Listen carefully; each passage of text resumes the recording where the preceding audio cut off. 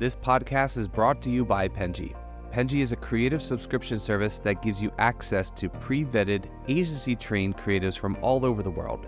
From graphic design to illustrations to social media management and web development, it's all included for one monthly price. It's time to say goodbye to the hassle of searching for top-notch creative talent. With Penji, you get quality and consistency delivered right to your inbox every day, carefully crafted for you by humans. So meet your new creative team today. Head over to penji.co for more and enter the coupon code located within the podcast show notes.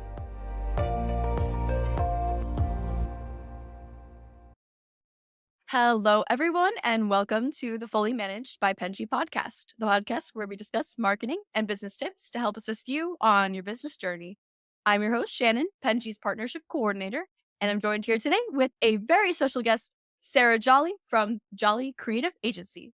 And must I say, me and Sarah have been chatting so much since we met, and she is the jolliest. I don't know if it's a self-fulfilling prophecy, but it's incredible. Is that your real last name?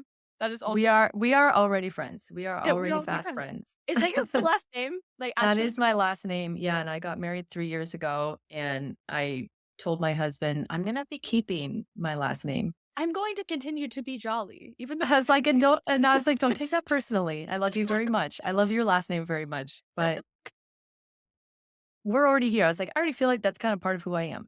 that's nice, and I get it. I don't know how I would feel about losing my last name. I think my dad would be upset. I think that's he loves keeping the legacy. He's big on legacy. But you are one of the jolliest agency creators that I've ever met, probably. So it really is a self-fulfilling prophecy that's kind of incredible. It's like, Oh, thanks, Shannon. it's good that your last name isn't negative. I Grump. don't Grumpy. Sarah Grump. Grumpy. Is that your twin? You're able It's probably be like in the comments, Sarah Grumps is like, that's rude. I'm out here and keeping it positive. Sarah's a very common name. It is a common name. It's also my sister's name. Okay, so first and foremost, please tell us a little bit about you. You can give a fun fact if you want. You can also tell us about your agency and tell us kind of where it is in its cycle, kind of your day-to-day right now, all that good stuff. Okay, cool. So a little background about me. I have been working with the Jolly Creative Agency, which now feels like its own entity, for 10 years, or a little over a decade, I should say. It started really organically. I was just super interested in design as a kid, always been drawn to it. I was able to work for a business and ended up running the designs in that business, and just a self-learner, completely self-taught. At the time, you couldn't like Google how to do X, Y, and Z. So I actually had a book of CSS and learning how to code. And I read the whole thing and loved it. And I fell so in love with it. I was always great at math in school, and I just feel like design, I don't know how to explain this, and maybe there's other people with a brain like mine out there. Design feels mathematic to me. So once everything's like right and in the right place, it feels like an equation that's done really well. So anyways, I was just drawn to it as a topic. I freelanced for a year and then was just blessed with business and referrals and things like that. And my business partner, Ren Jolly, is my mom. We're a family run business. I came to her and said, hey, I think maybe we could grow this into something bigger than freelance. And would you want to start an agency together and really do this? And she has a management background. And so, yeah, that was kind of our origin story. We got together and created something new. And at the time, it was very lonely in the digital tech landscape. It was two women in rooms and rooms and rooms of men. And I love our men, so I'm not saying that in a negative way, but it was very kind of isolating and strange to start with. I remember in the very beginning, we would walk into rooms and be talking about digital marketing and websites, website design. And I remember meetings we would actually have to explain why a website is pivotal to a business. And that's almost like laughable now. Like that's not even a conversation you would think you would have now. Yeah. Okay. But it's wild, a decade in this business, and I'm sure other agency owners or people who just work in this industry um, that have done it for the same amount of time or maybe even longer. It's like shocking how fast tech has changed, and of course how the pandemic, grew and changed so much about our industry. But yeah, it's been quite a journey to get here now. I I love what we do. I'm super passionate at this point. I'm completely involved in sales and customer relationships and team training. So I'm not the very, very long gone from the days of being on the back end of websites, things like that. Although it's still a passion of mine, I still keep up with it with our team. I'm really enjoying the growth side of the business, the sales side of the business, and um, constantly in relationship with our customers. Oh, that's so nice. So that's a very wholesome start. I love that. I are like you guys are the jolliest together. You're jolly agency. It's awesome. I can't get over Yeah. that. But it's also really nice that you love all the aspects of your agency. Like, can you kind of share how you've been able to grow it thus far? Like, do you have any strategy or do you have any plans that it would become what it is, and kind of how you worked your way through that? Yeah, absolutely. We decided fairly early on a couple big things about growth. One is we decided to scale back in order to grow. And what I mean by that is scale back services. So many agencies, especially in their infancy, decide they're going to do everything in the kitchen sink just to make money and survive that beginning times. We learned really quickly out the gate that we're going to really niche down. There was several years in the beginning where all we did was web design, and we had a few services outside of that, but we really, really focused on our website design development, really outlining that to just be a super smooth process for our team, for our customers, ironing out all of the like kind of chokeholds in that process, and really getting something supreme. And then we decided that we're going to add in services to our agency as we feel completely proficient to do them. That's something I really believe in and am super passionate about. I feel like our industry, I say this all the time to our team, we are working in a completely unregulated industry. So people's education levels are different. When one person says SEO, it could mean premium SEO. And someone says SEO, it could mean like a very like grassroots local style. Even the terms digital marketing agency mean drastically different things from business to business. So some of that's great. I love that. I love all the diversity. And some of it is very easy, I think, for customers to get kind of the wool pull over their eyes in terms of getting really quality service from agencies. That's something that we didn't want to be a part of. We wanted to just really do authentic business, do well by our customers, and really build our business on authentic long term relationships with our clients. So, in terms of a growth model, obviously, we do our premium website design and development. We do digital marketing, SEO, and Google ads. Um, and we have partners in other areas, if people need branding, if people need social. But we really focus on the core services that we can just knock out of the park. And in terms of a growth strategy, it's been so much referral work because we really focus on long term relationships with our clients. Um, it's almost like an old school way of doing business, but just making great relationships is really like so key, especially in a digital age where sometimes you feel removed from the people that you're working with. Um, that's been a huge part of our business and our growth. That's incredible. I think that there's two things that I want to touch on that you said. One about the niching down. I think that a lot of I actually this comes up on podcasts a lot actually for I think a lot of people have difference of opinion on whether niching down is important or not. So it's interesting to see your take on it. I think a lot of people will be under the assumption of that when you do niche down, you can specialize in something. You can make sure that you're really good at that one thing and nothing's confusing to the client or potential leads and different things like that. Which is kind of along the lines of what I think you're saying. And then a lot of people also combat that with oh well, like these are what our clients are looking for, so we're just gonna do all of those things that that they're asking us for, and that's fine. I Yeah. don't have just a problem with either of them, but I think niching down is something that comes up with agencies a lot.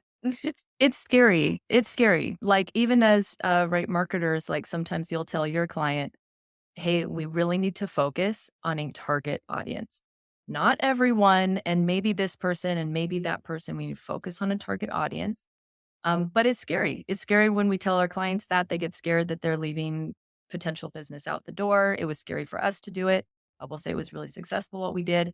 I don't think anything's wrong. And that's kind of also the fun, super creative landscape of digital marketing is you can have your analytics and all your numbers, and it's really good and very helpful and supportive of making decisions going forward. But you also have to be bold and be authentic and just true to who you are, and so that felt true to who we were. And I know a lot of agencies that don't do that. Like you said, they do the opposite, which is so cool. I'm so fascinated by different types of people. Um, it's just different strokes for different folks, kind of a thing. Yeah. Yeah. No, I definitely I come across a lot of different opinions on that concept specifically, and I think like it works for some people, it doesn't work for some people. And I think I really liked what you said though about trying to almost clear up possible confusion, because I think that sometimes I do run into agencies where I look at their website and I don't really understand what they do. And I don't really like I if I was a and I'm supposed to understand these concepts. So Yeah. I it's if I have to do some digging to kind of understand, then a client who's looking for services is going to have much more difficult time trying to figure out what's going on. And I think that a lot of people miss the mark with client focused websites, specifically something that is the probably the first thing that people are going to see, unless they're a referral and they're just hearing about you at first. I'm sure that you guys actually, that's a great question. Sorry, I have prepared questions, but this is now I'm You're curious. good. um Oh, I love curiosity. Let's go down this trail. So, how do you okay, so because you make websites, how do you kind of guarantee that your website is clear and concise and kind of customer centered in the way that it's easily digestible? Such a fantastic question. Such a fantastic Thank you. question. So we do use analytics. We do use, right, we do look at numbers and we do a certain amount of research to find out where you're going to be most successful with your website. 'Cause there's really like, I mean, there's way more than two parts to a website, but you have to think about building the site, building the brand, the message, and the story. And then you also have to really think about post launch. Who are we connecting with? How are we making an emotional connection? How are we getting from point A to point B?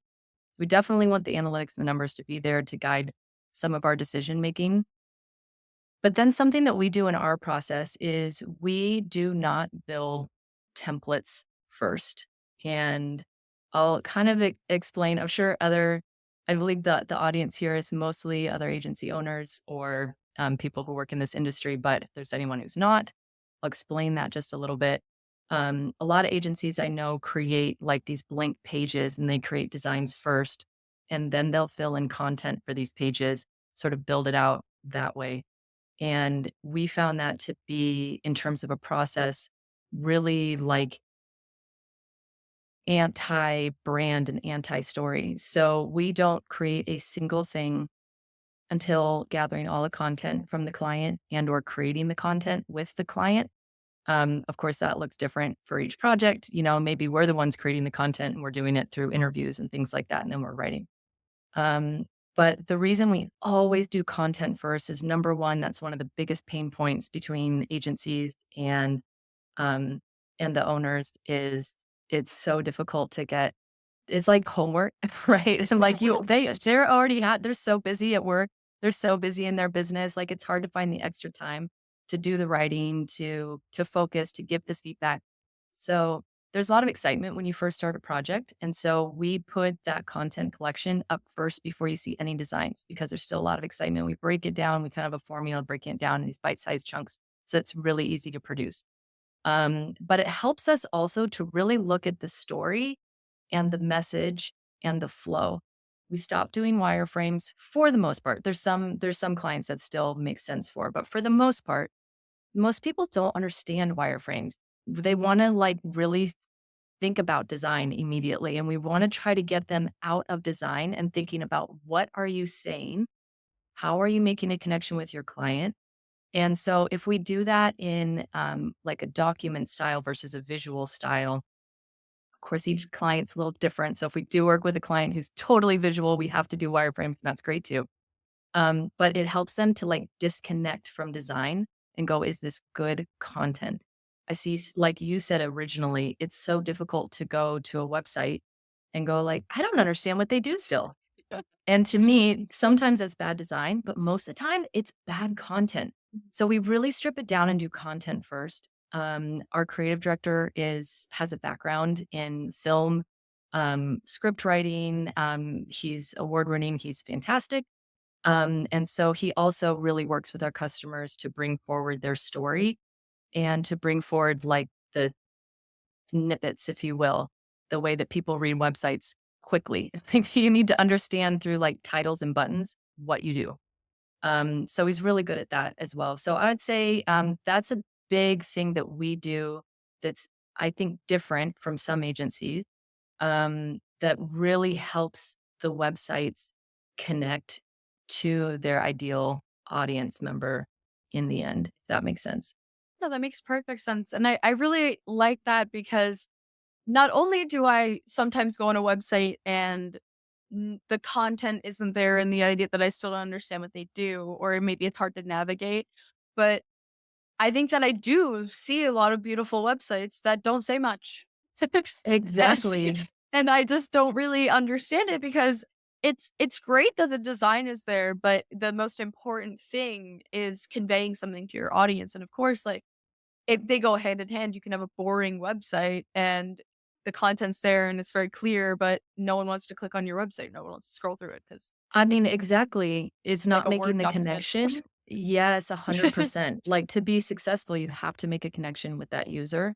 They need to be able to read and see, and those two mediums have to join. But if you don't have the content written first, and we've tried it a bunch of different ways, but we found that if you don't have the content written first, or at least like 80 to 90%, okay, so you're still gonna like tweak in the ends. Don't get me wrong, doesn't have to be perfection but otherwise, what are you designing to? Because you could design something like sick and awesome and out of this world, but in the end, it's a total miss.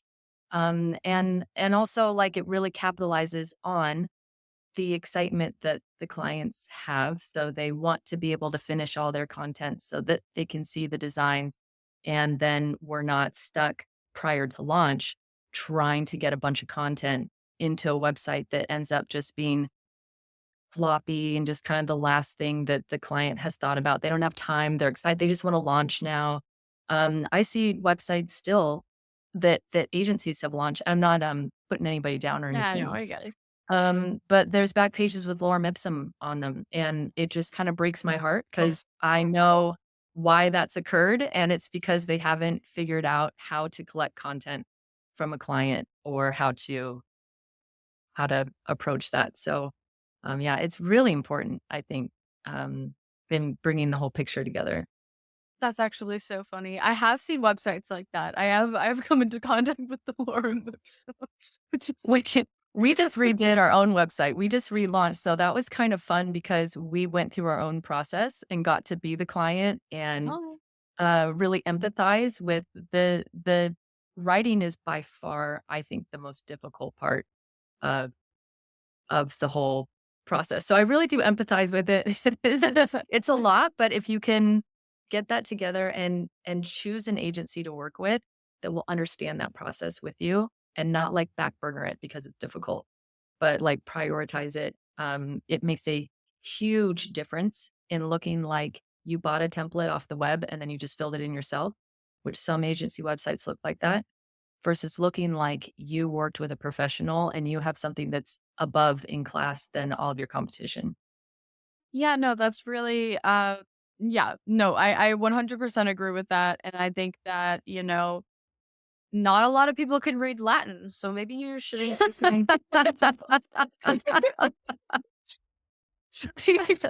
Maybe that's not really helpful. Oh my goodness. But seriously, I don't know. I think it's also like if you're providing a service and a lot of people want a personalized approach and your website doesn't feel personal to you, I think that puts people off. It's not even just like your website can be for the most flawless in a way that there's no mistakes, there's no like it was clearly made to be looked at, but it's not anything special or anything that stands out. And I think that um I don't know, a lot of people don't really I'm sure there are people that look at a website that's like that and they're like, "Oh, yeah, this is like this is easy. This is cut and dried. I get it. Let's do work with these people." But I don't know, maybe that's just not me. Maybe It's I'm just looking it's a for big something unique. task. Yeah. I think it's a big task, and I don't blame others. It's a really, really big task. It's really easy, even as a business owner, to look at a website and in today's day and age go, I can do that myself. And we work with a lot of businesses where we're redesigning a website that they originally did themselves, or like a brother, cousin, uncle did. It's just this kind of thing. Because in Uh-huh. today's day and age, you're like, can't I just like whisper that into the ear of AI and they'll just create a website for me? Or can't I just buy a template? And I think at a certain level of business, sure, that's fine. And use the tools that you can to grow your business however you can. I'm very pro that. Um, but it's also it's a much bigger task than it looks like when you see a website in the end, and even if it's just 4 or 5 pages and it's brochure style, not even like deep, like membership, subscription, shopping cart, all the types of large sites we work on. Um, it just it a well done site makes you feel like I could do that. But then you get into it and it's so much thinking about your business.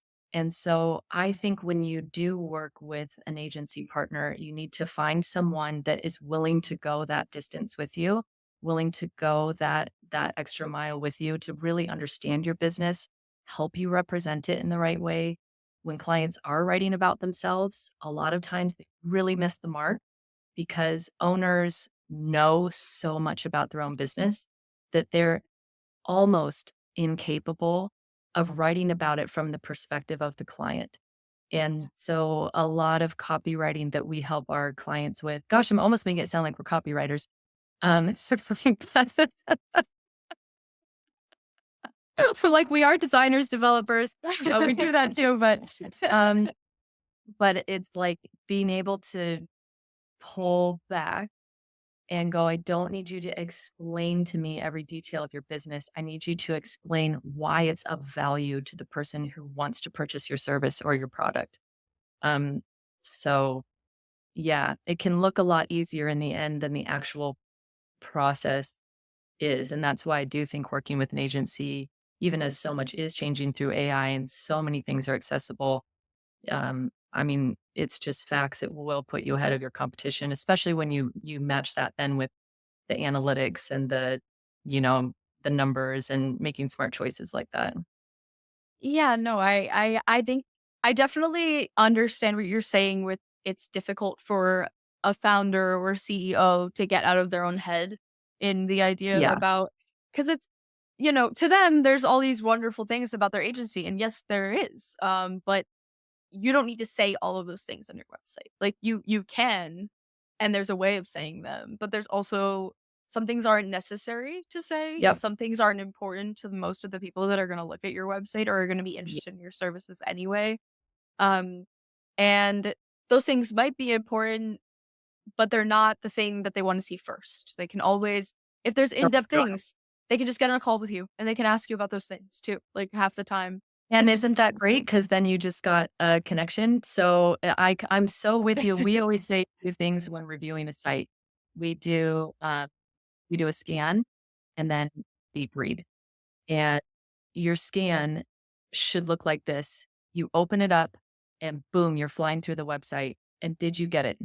It should really be that fast. Did you get it? Did you totally get what they do? And it's really that simple. And I like a lot of sites you can't, but it has to be that quick. And then your deep read should be, oh, I'm interested in them. But most people don't come to a website and begin a deep read. Most people come to a website and do a scan. So you really need to make sure that like the hierarchy is used correctly. The large copy makes sense that you could just scan the large copy and the buttons alone, maybe with the images as context, and totally get what you do, boom, and get how to contact you. It should be like, we could do a whole class. We could do a whole I like linking that. And people are like, no, but we want to tell our whole story. I'm like, I'm sorry, but actually your audience doesn't care. Yeah, you could, but you can have a my story category too if you want, like our story, and no one has to click on Right. it. It depends. You can watch. It depends on the viewer, of course. It depends on the user. But you're 100% right. Get them interested and call you and find out and connect with the business and start building that relationship and You give want them them to do enough. that. Yeah, give them enough to go, oh, I'm curious. Yeah, that's the thing. You want them to like not bad. Build that You want them mystique. you want them. You don't want them to. You want it's a type of You want the positive You want Well, the worst Just that we in always case. say is don't leave them confused. That is like, goodness gracious, don't leave them confused. I don't. If I'm on a website and I don't understand what it's giving, I click off. So that's it. That's it. I'm not looking for things. I don't have the And time. to Google look. feels the same way. So, so we're Exactly. very like the way we balance analytics versus humans is and I know each agency is a little bit different, but we don't believe in just looking at the analytics and going, here's exactly what Google wants to see, or going, here's your user base and here's the research we've done. Here's exactly what they want to see. We want to balance them both, but there's some things that both audiences don't want, and Google and your audience, they don't want to be confused. If Google can't understand the intent on your website, they're never going to rank you. They're never going to show you to your audience because they don't get it. So Confusion isn't good for marketing. And it boggles them. Like they unless want it's to on learn. purpose. Yes, like there's so many funny billboards in Philadelphia that are meant to confuse you just so that you look them up. It's actually fantastic marketing, but I know. So once like, who's the guy? I keep seeing him on like Instagram and TikTok. He goes, I think he's a realtor or something. He goes, my Gen Z intern edited this video, and it's just the outtakes of him breathing. I Like, love those. They make me crack up. I wish the editing team would make funny stuff like that out of the podcast to just be breathing this whole time. 30 minutes. yeah, so I'm like, get us confused in a way that gets my attention. Yeah, Not like I God. wanted to get information from you and you wouldn't provide it. It almost feels like bad customer service out the gate. Yeah, it almost feels like what do you have to show for your work? Like it feels wrong and somewhat deceptive sometimes. Or I'm like, you feel like you're tricking me into a call. Oh, No, I don't yeah. want that. I don't want to call you to learn more the basics. Like I will to in depth, yes, if everything sounds good, but I shouldn't be calling you to figure out what's going on. That's such a good point. Nobody wants to feel tricked into a call. No one wants to feel um like technology is working against them. Um, you know what I mean? We're actually kind of finding an interesting trend right now, not with all customers, but we're there's certain customers that make sense for their business, and there's certain ones that the classic online form, the generic form on every single contact page of 98% of websites out there, is starting to have a backwards effect where users and visitors are getting smart and It certainly works on certain businesses, so I'm not saying across the board to get them out of there, but here's where it's important to like be in connection with your customers. Um, if you know it's not working for you, rip that off of your site yesterday. If that thing is just piling up spam for you, rip it off your website. I just, yeah. And like younger generations are growing up and they kind of don't trust things like that. They're like, no one's going to check that. you know, I when I first started doing outreach and no one told me how to do it, I was contacting people through there, and not one person responded to me. So they're not bingo. real. And I will tell you from the hundreds of sites that we do maintenance on, I can tell you that they are one of the number one things that break regularly on websites. So there is a certain amount of if a business is not working with like a maintenance company or like a web maintenance, um, then they would have no idea that their form is breaking. So that's something we do when we maintain sites for our customers. We're constantly checking that and making sure that's always live. That's probably why a lot of people are not getting responses to their requests. Yeah. I think the new generations are onto it. They're like, people don't respond to this and we don't know why. And businesses are confused too. You're losing out on customers. So Yeah, because um they're just asking a question. that's another good thing we haven't even talked about is like you got to build the site and then you got to maintain it, baby. If you're not doing that, then you are losing customers. Yeah, no, constant. You can set someone up for success, but if they're not doing the things that you tell them they should do, or even just routine maintenance on things. Like we're I think my boss sends us a copy of our website like once a week. Like I think he like is consistently, constantly making tweaks. Like it I will look at it and I'll be like, that looks exactly the same to me. I've seen this so many times. It's exactly the same. And it's like he just changes like one thing, like a widget, like he moves it to a different corner or something like that. And I'm like, okay. But like he's thinking about it at least, and that's good. I'm sure that's amazing. And getting a new set of eyes is always good. I think when I came on the team, he was very excited. It's like, okay, one more person to look at the website that has Yes. not looked at it every day for the next 6 months. Yes, it is a living, breathing organism of your company. It is not a set it and forget it in any sort of way. I mean, I told you in our coming up story that we used to have to sit in these conference rooms and go, this is why a website is so important to your business. It is. Um, that was only 10 years ago. So like that's how fast tech is changing and it only changes like at an increased rate. So exponentially. So yeah, if you're not staying up with what's happening and there's no way a business owner is going to know all of that. Like this, you need people who are living and breathing this industry day in and day out.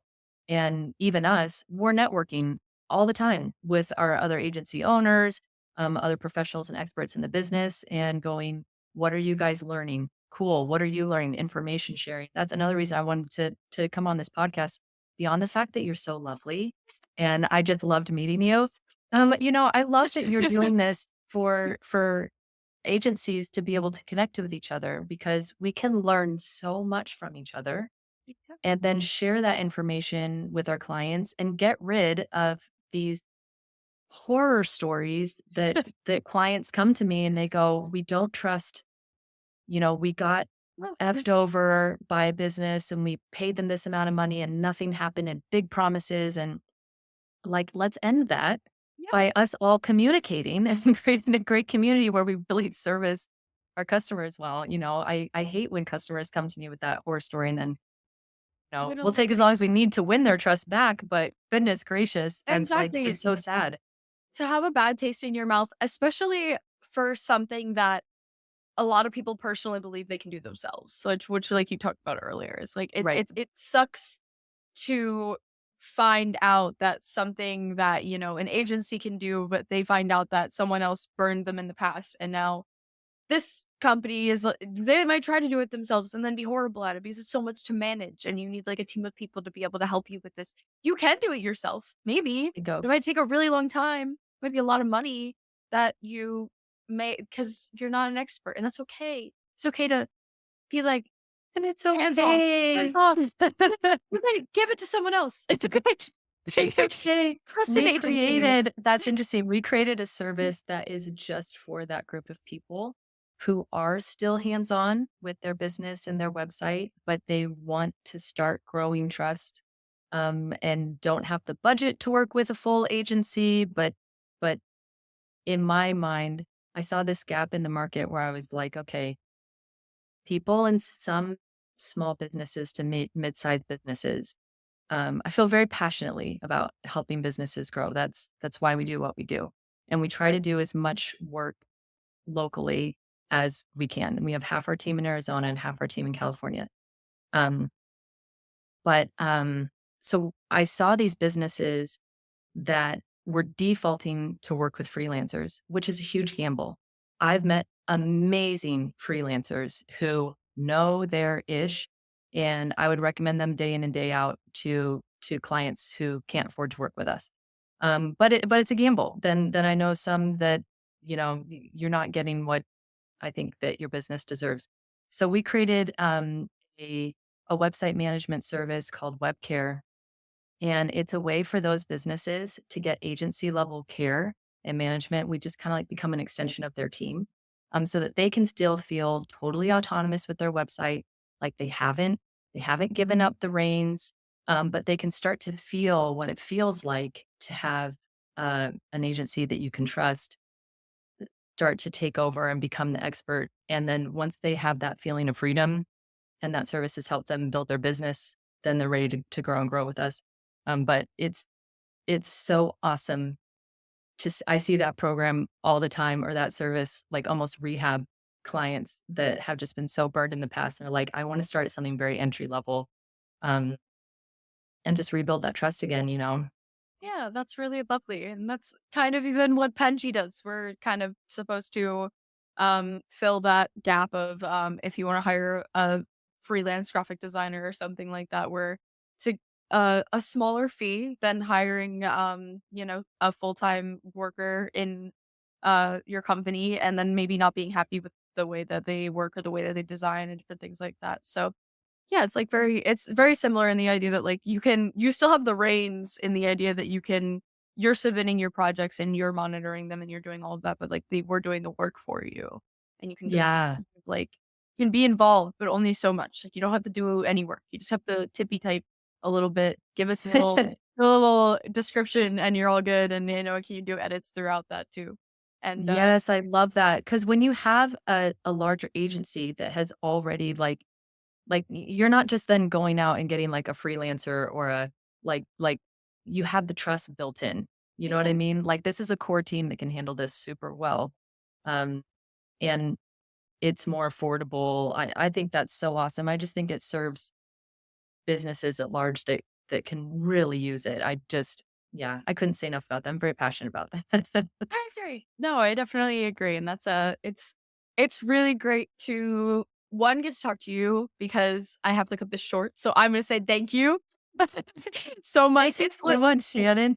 Thank you so much. It's also really great to talk to someone who like kind of has the same feelings about agencies and how we should communicate better with each other, and it's just like a really great outlook to have. So I really appreciate chatting with you and kind of like talking about this concept because I think everyone who's watching, more agencies that want to come on this podcast and chat about things that we should all be chatting about, do that. Yes. It's so lovely. And Yes, 100%. Let's do it. Feel like Shannon, you and I we're gonna talk after. We're gonna build some sort of yes, group that's like so getting great. us together A because little it's network. yeah, like I mean, I'm sure you have it too. I've let you know you build your own networks just to information share, but so beautiful what you guys are doing. I love it. Thank you Thank so you. much for letting me be a part of this. Great opportunity and you're so special and wonderful. And I really appreciate it. So Thank you to you special and and thank you to wonderful. Penji. So jolly. I mean, We're coming into my season. We're just a few months perfect. away. Yeah, it's such a perfect name though. I can't even say it enough. I mean, good thing you didn't change it. I don't know what the other one is, but jolly face. Well, thank you again so much for everyone listening or watching at home. Don't forget to like and subscribe to talk to such lovely people like Sarah. Or you don't get to talk to them, I do, but you get to listen. So that's just as lovely. Probably. Thank you so much. Probably. I appreciate it. Have a lovely day, and thank you for listening.